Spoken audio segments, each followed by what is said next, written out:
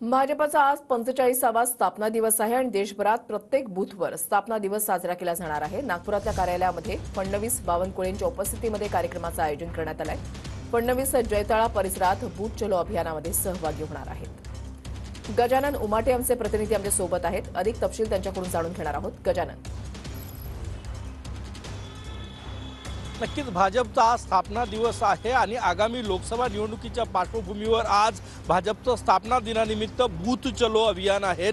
महाराष्ट्रात 97,325 पेक्षा जास्त बूथ्स आहे आणि या बूथवर महाराष्ट्रातील 33,000 सुपर वॉरियर जे भाजपनं नियुक्त केलेले आहेत ते प्रत्येक बूथवर जाणार आहे। स्वतः उपमुख्यमंत्री देवेंद्र फडणवीस आणि भाजपचे प्रदेशाध्यक्ष चंद्रशेखर बावनकुळे 2 बूथवर जाणार आहे। त्यांनी जे बूथ दत्तक घेतलेले आहेत त्या बूथवर जाऊन ते बूथ सक्षमीकरण आणि बूथ संपर्क अभियान जे आहे ते राबवणार आहे।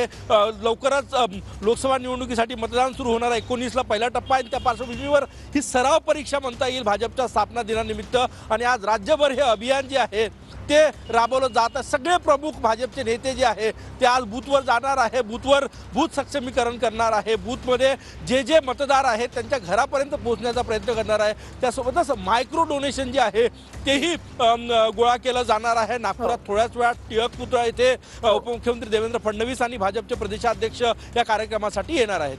धन्यवाद गजानन, दिलेल्या सविस्तर माहितीसाठी।